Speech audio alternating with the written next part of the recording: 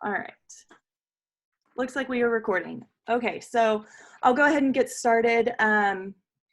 If y'all have any questions, just we have someone manning the Facebook comments on this, and we also have someone here on Zoom. If you add any comments here, Penelope is on the Neil and Neil team account, and so she can hop on and get my attention so I can answer any questions.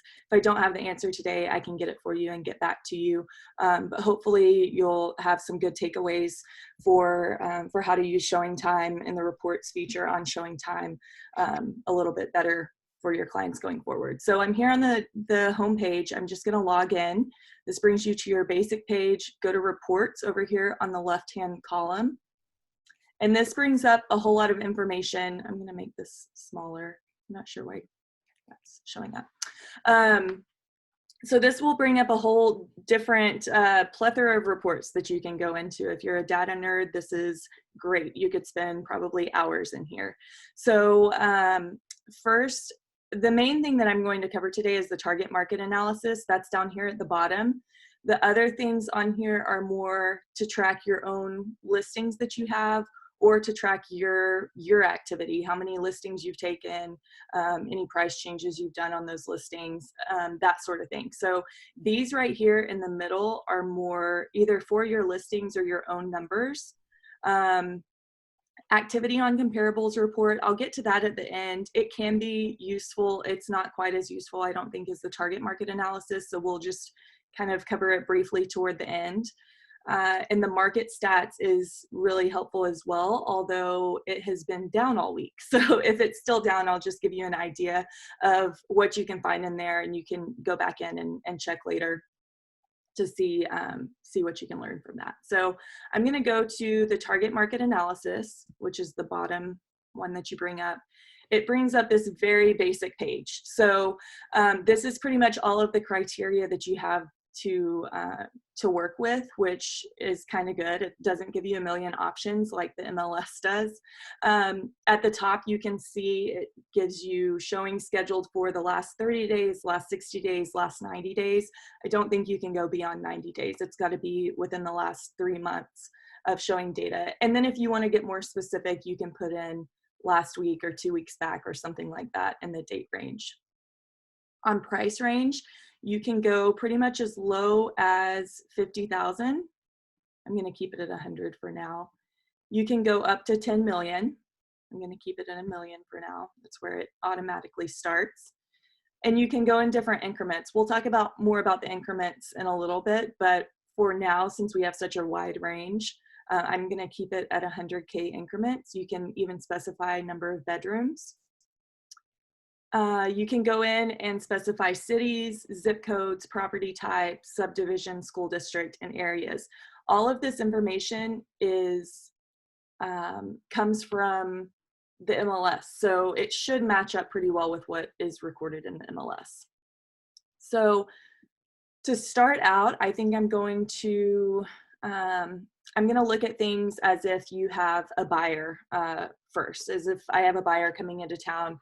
I think this is really informative to use just to get a general overview of the market and what's happening in the market, as we all start to kind of feel that shift from the busy summer market into the fall market, or as we start to see things heating up into the summer market. I think it's really good to check in on this and just kind of get a pulse for how the showings look, what the numbers look like, so you know where you fall within that. If your spidey senses of if the market's heating up, if you're on point for that, if you're a little ahead of the market, or if things are really slowing down for you, and it doesn't seem like they are across the board, I think that's really helpful to keep track of as well. So just for starting out purposes, let's go. I just kept all of the information the same as when I logged in, and I just went to the last 30 days. And that brought up this chart and the details down below. So in the last 30 days, from 100,000 to 1 million price point, going in increments of 100,000, you can see all the different showing activity at all these different ranges. Of course, no huge surprise, the most activity is from 200K to 300K. And then 100 to 200, and then the 300 to 400K range. I think this is really interesting to look at, just like I said, to kind of get a feel for what's happening in the last 30 days. There were 17,889 showings in this price point. And then if you go down below, it breaks those numbers down for you a little bit. So it gives the total showings in the last 30 days, same number that's up above on the chart. The percentage of showings at this price, that's the percentage of just this range that I pulled. The monthly average, so the monthly average is, I think, I'm not positive on this, but I think this goes back 3 months. The monthly average for the last 3 months is just under what this month's number shows. The weekly average, so broken down by week, and then showings per listing. So each listing's getting 7.44 showings in that price point. So that's kind of how the information works. Now let's go into it, break it down a little bit. Say I'm going to do a buyer scenario first. Say you have a buyer coming in from out of town. Maybe they're military, maybe they're moving from California. We know we have a ton of implants here in our area. So if they're coming into town, they might not really know the state of our market. The markets across the country, as we know, are a little bit slower sometimes than ours here in San Antonio and the surrounding areas. And so I think it's even more important to use data-based talking points when talking to that sort of buyer, or if it's a first-time home buyer, someone who hasn't bought a home in decades. I think it's really important to have as much data as you can to support the information you're giving them. They'll see that, that they're losing out on multiple offers, and they'll see that they can't get a house under contract because they keep coming in low. They'll see that, and eventually they'll learn their lesson. And hopefully they will get to a point where they'll take it a little bit more seriously. But I think any sort of data like this that you can provide to show them what you're trying to tell them is huge. So I'm going to do Bernie ISD to start. I'm going to keep all this other information blank for now, because I want to keep it pretty broad. When I'm looking at buyers, I'm looking at a more broad set of data. So if they want to be in Bernie ISD, that's all I'm putting on there. Last 30 days. So that shows that this is quite different from the general showing data. So the biggest price point here is 400 to 500K. In the last 30 days, there have been 418 showings in that price point. Next up is 351 and the 300 to 400 price point. So you can go through, and up here you can email the report directly to the client from you. You can print the report. You can save it as a PDF, and it basically saves this chart and the activity detail down below. So if I have someone coming in and they're looking at say 300 to 400 price point, let's zero in a little bit more on a specific price point so that it's a scenario that you might actually encounter. Say they're looking up to 400K. I'm going to keep the increments at this price point at about 10K increments. If you get down in the lower price points, or if you're looking more for a price drop from a seller, you can do smaller increments. But for the purposes of working with the buyer and just trying to show them how many people are out there competing with them, I'm going to do 10K increments.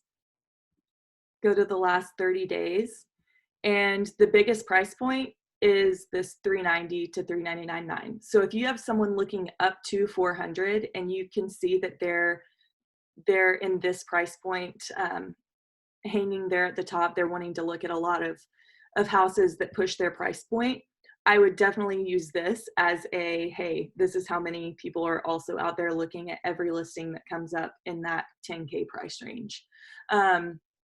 Might give them a little bit more motivation if they're a really analytical person and they just want data, which I think we've all had those sorts of clients who you kind of have to stay one step ahead of with getting answers to their questions before they even have the question. I think this is excellent to provide for them, and I think they'll really be impressed with this.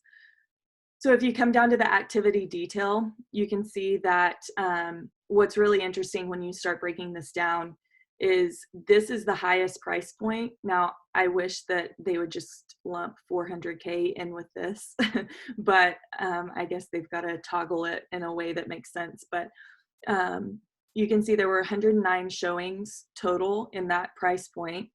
That was almost 30% of the whole range from 300 to 400K.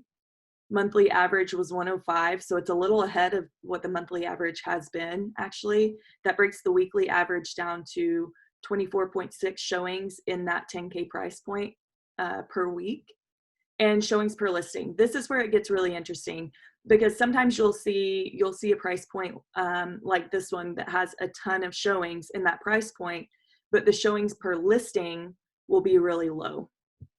So that just shows you that there are more listings at that price point.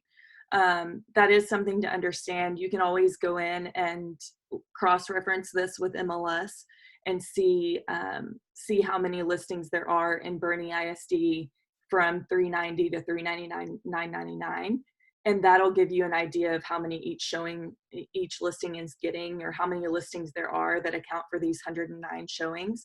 But I don't know that that's completely necessary. It gives you pretty much all the information you would need right here on what the showings per listing are.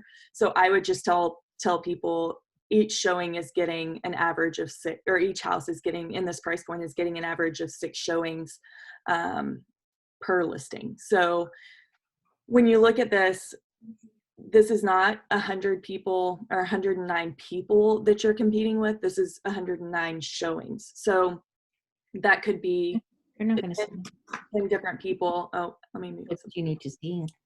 I think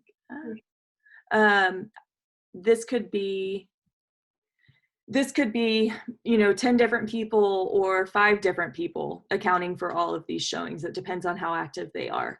I looked up how long it takes the average person to find the house and settle on a house before they go under contract. It was a stat from Zillow. I'm sure there have been a lot of studies like that would say different things. But Zillow said about 4.5 months is how long the average buyer looks for a home before they pull the trigger.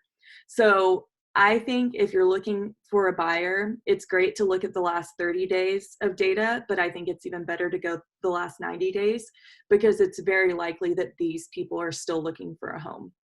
So I also like to toggle back and forth. Like, I just went from last 30 days to last 90 days and just see how that changes.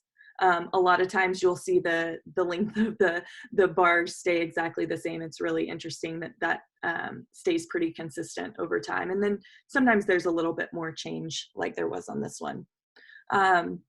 So again, if you have someone looking up to 350, they're going to be more in this price point. The 350 to 359 is actually getting more showings than right at 350. I would always think that the big quarterly price points, 300, 325, 350, would always get the most showings. I would think there were the most listings right under those kind of big ticket price point increment price points, but it's not always the case. Actually, I usually see this either 260 or 360 or 460 and that 10K increment is being higher in showing activity than the one at 370 to 379 that would have that 375 price point. So you just never know. It changes a little bit. Sometimes, like I said, it stays a lot the same. But this is really good to use if you don't know much about an area either. So you can break it down and see what flies off the market with the comps, but you can also see how much competition you have, how many other agents or how many other people are seeing those homes that you're also showing. I would use this. I would send this out to buyers in the beginning. So right when you start working with them, they're looking in Bernie ISD, they're looking in this 100K range. I would go ahead and download this as a PDF and stick it in an email to them and just say, hey, I just wanted to provide this info with you. I know I've showed you some homes and you see how quickly they're going on the MLS, but I just wanted to show you that how many buyers are actually looking out there right now. We think of November as a slower time of the year. Well, turns out there are 258 people looking in looking in this area between this 390 to 400 price point. So it's actually a really, really high price point. If you add these in there, that becomes even higher. So I think at this point, if there aren't any questions, I'll move on. Like I said, y'all go ahead and jump in with any questions if you have any in the comments or here on the chat on Zoom, whichever one you're on. So I'm going to change gears a little bit, go to a different area. I'm going to go Stone Oak now, 78258. I'll just look at the general area. I'm going to look at this one more from a seller's perspective. So I have a seller. I'm going to open this up. I think it's good to look at kind of a wide range to start with. Excuse me. Let's go last 30 days for this situation. So, okay, so last 30 days, the most showing activity by a landslide is this 300 to 399.9 price point, 611 showings just in the last 30 days. That's a lot of buyers that are looking in that area.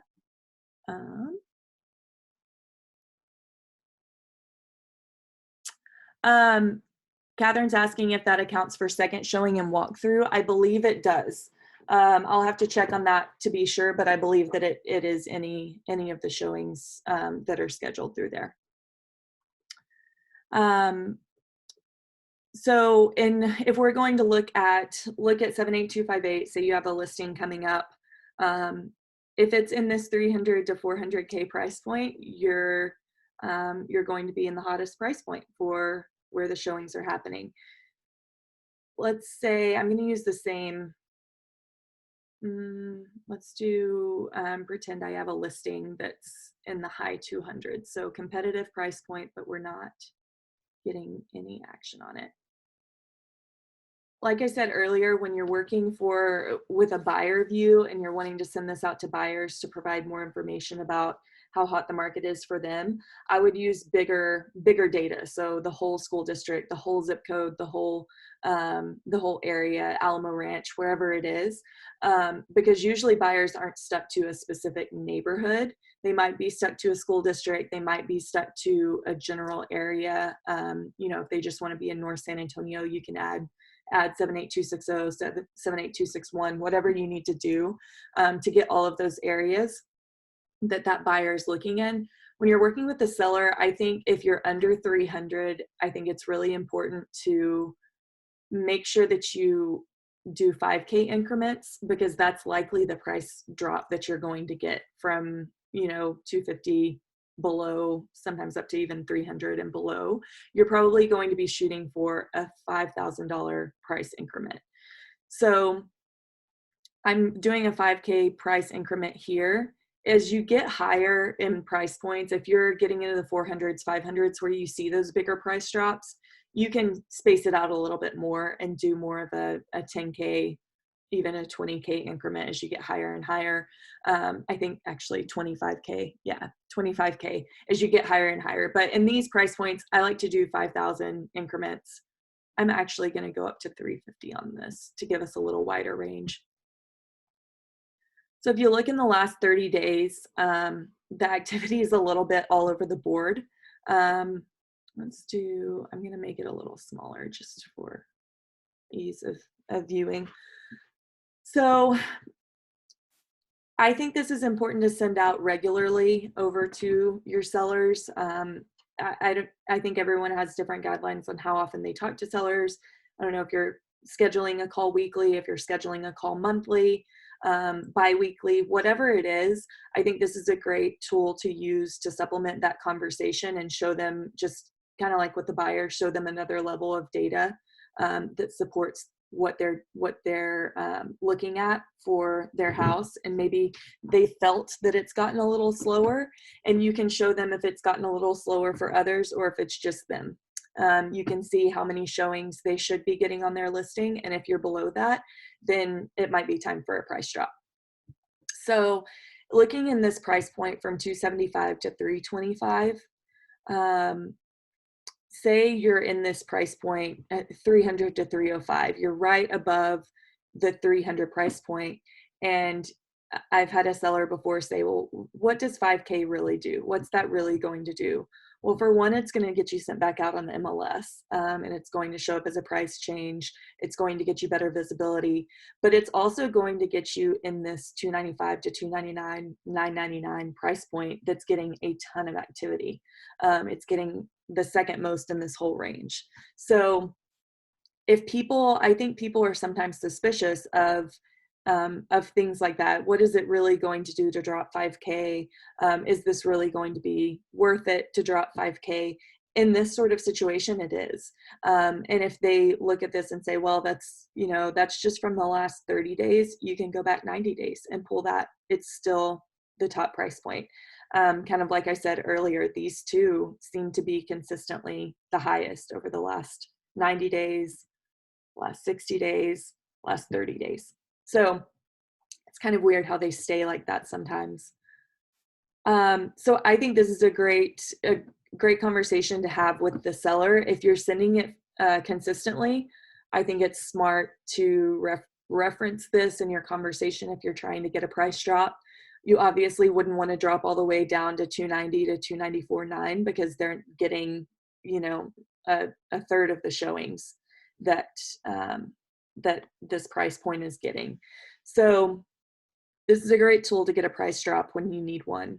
When you break it down here, say we're at this 300 to 304.9 price point. Come look at it here. We're only getting about 3% of the showings for the whole range from 275 to 325. Share that with your client, the monthly average, weekly average, and then the showings per listing. If you're not getting 11 showings, then you need to do a price drop. This is actually, there must just be one listing getting this activity. Well, maybe not. 11, they had 11 showings. The price point just below had 15 showings per listing. So I've had a tricky situation with a seller before where I was sending this out to him weekly, and actually my assistant Wendy shout out Wendy, and she was sending it out to him weekly, and he was in a new construction neighborhood, and they were building 3 of the same floor plan just down the street. He had owned his house a year and a half, and we just could not get showings on this house because the builder was right down the street, and they had their sketch pictures, but they also had pictures of the model, which was the same floor plan. So we were consistently getting maybe one showing a week, and the other showings we did it by zip code in that situation. They were getting about 3 to 4 showings a week, and he got really frustrated. He didn't see that maybe that was a sign to drop the price. He got frustrated that we weren't getting him that many showings a week. And so eventually it did lead to a price adjustment conversation, but it was over time that he was seeing week after week that he was performing lower than the average for his showings, for the showings. And he eventually did make a change. I'm going to show you what that looks like going back just a week. Now, if you're in the 300 to 304 price point, last week there were no showings in this price range. So the price range that I was just suggesting that you drop to, there were no showings there last week. So that's where it becomes really important that you time this right and you use it to your advantage on when if you've been talking about a price drop and you've been trying to get that price adjustment and it's just not happening, this would not be the week to do it, because you're not getting them anywhere further by dropping to this price point this week. Now, if you had gone back 2 weeks ago, maybe this was completely opposite, but use it to your advantage on when you do it. You need to time it out right. And that's why it's important to look at this consistently week by week, so that you know what the activity is like. Another one, if you'll remember, this 315 to 320 price point was the highest by a lot earlier. And last week, the price point just below it got the most showings. What that makes me think is there was probably a new listing or two that came on in that price point, and they're in their hot time of the market. So I think when you look at the weekly charts, it can be a lot easier swayed by new listings coming on the market, price drops, things like that. When you look at the last 30 days and more big picture data, that's showing you more of a consistent representation of what the market's doing and what the showings are doing in that price range. So like I said earlier, you go from last 30 days to last 60 days to last 90 days. These two don't really change that much. There's a little variation in these lower showing numbers, but these two that are getting the most showings don't change. This one didn't even change very much. So pay attention to that. It takes some some playing around on the reports and trying to figure out what works best, what info is the most helpful and the most useful for you to use. Is it more useful to go in 10K price points? Maybe. If you're looking for a 10K price adjustment, it's probably better to do a 10K increments than it is to do 5K increments, because you're probably not going to get a 10K price drop if you show them on the chart that a 5K price drop is going to get them further. So play around with it, see how it best suits you. If your person just was adamant about pricing high, we've all had those people who are really proud of their home and want to get top dollar. We'll do that, but we're going to keep a good look at comps, at the market, and at the target market analysis to see what other showings are happening and what other activity is high and where we fall between that. Again, you can email it to your client. If you do this, you just type their email address in, type a message to them here, and it comes in as a PDF attachment, but you can send it straight from the system. I don't love this system. It doesn't save the email address, so you have to copy paste it every time, type up your own message, all of that. I think there's probably a better way to do it, but I'm not complaining because I think it's really helpful overall. And then you can download a PDF, like I said. So let me know if y'all have any questions on that. Like I said, you can call or text or email me anytime on that. Facebook message me, whatever you want to do, if you have any more questions that come up later on that data. I'm going to go back into reports. Let me see over here. Who else there? Okay. I'm going to come up here on reports. The activities on comparables report, I'll go into this briefly, but like I said, it's useful when it's useful, and it's really not useful when it's really not useful. So this basically shows you what showings have happened on other listings in the search criteria that you're looking for, what showings have happened in that area in the last, yesterday, last 7 days, whatever criteria you want to use. The problem with this is that it only shows listings by agents who are in your brokerage. So since I'm associated with Keller Williams City View, this is only going to show City View listings. But it does get really interesting. And if you have a listing in an area that's a lot busier, has a lot of listings from your neighborhood, let's see if 78258, well, yeah, we'll try that, 78258. There has to be at least 3 listings for this to work. 3 listings from your brokerage for this to pull any data. So that's where it gets a little bit difficult. I'm going to hide these people's phone numbers and everything with this. So if you go in and look at property address, this is the listing and the info for the listing. It shows you when this person showed this listing. So if you have a listing there that you're trying to show, you can contact those agents and try and see if they would be interested in your listing. I think that's really the only way that I would use this data. I think it's a lot of info out there. I think maybe not everyone would be thrilled with having their info out there in this way. So I'm kind of iffy on whether I even like to use it, but it does have agent phone number and email address. And so you can go in, and it's just a different way to do reverse prospecting. Essentially, you can go in and contact those agents instead of going in the MLS and contacting agents whose clients have marked a property interested, you can go in here and contact these agents who have actually showed this house down the street that that has the same sort of specs as your home has. So that's how you use that. Like I said, it's not always foolproof. It's not always giving the best information, but if you're, in that situation where you really want to go next level and tell your client you're doing absolutely everything that you can do, I think that's a good tool to use, just like reverse prospecting. It's kind of not something we do on every listing, not something we do in every situation, but there are times that that call for it. I checked market stats earlier this morning and it was not working. So this is probably not going to work. Nope, it's still down. So market stats has been down all week, apparently. I don't know how many people use InfoSpark is the what this is associated with, and market stats. You can either go in here through reports or you can go in through your MLS.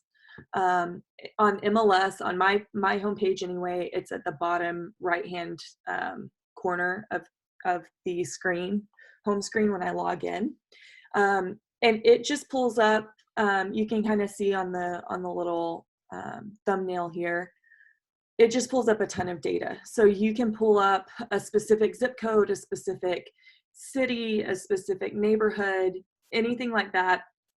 You can pull specifically and look at whatever data you want. So days on market for that neighborhood, or dollar per square foot over the last couple years in that neighborhood and how it's changed. You can go back, actually, I'm not sure how far you can go back, but you can look at data over time. So it's not just current data. The MLS has a lot of limitations when you try and pull data like that. You can only pull up to 500 properties at a time, and then it doesn't pull the other data. So if it's an active neighborhood or active zip code, then you're not going to get very far with that because there's a cap and a limit on it. So market stats is a good way to see average days on market, median days on market, dollar per square foot. What I love on there is they show the percentage of list price, kind of like it does on the comparables breakdown on MLS. I use that a lot with buyers and sellers. When buyers are trying to figure out what to offer and you give them the comps and they still are not really sure, if it's a fair price or what they're feeling comfortable with, you can show them that, on average, people in this neighborhood come off their price 99% or 98%. It just kind of depends on the area, the neighborhood, the price point, that sort of thing. But it gives big market-wide data, and then you can hone in on different areas if you need to, if you want to look at different, more specific areas. I'm trying to think of what else they have on there. It's pretty user-friendly. It's just this page that it shows here, and it's got across the bottom all of these blue boxes that you can check and click on and get different data. It says what each of these are, your different search criteria is here across the top. I think it's really important to stay on top of that sort of thing. Know your days on market for listings, or know your average percentage that you get off of the list price every time. So calculate that over the course of the last year and how you match up with the market. If you're getting 3 to 4% off of every list price, that's pretty good compared to the market that's been pretty close to list price, 98.5% or something like that, market wide. That's a really good stat to share with buyers when you're having that consult appointment and trying to win them over as your agent. So I think that's about it. The main thing that I wanted to cover was the target market analysis. I hope you guys got some good info out of that, and let me know, like I said, if you have any questions, or if you need to know, need to talk more about how to use that data, how to talk about that data when put in a tricky situation or a difficult situation. And I think that's about it for today for this one. Does anyone have any questions on Facebook or on Zoom? I think we are linked on both.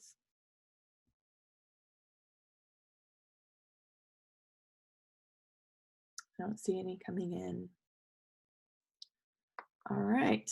Well, I really appreciate everyone joining us today and coming in here. Oh, I pulled that up to see if there were any comments, and I think you just heard that.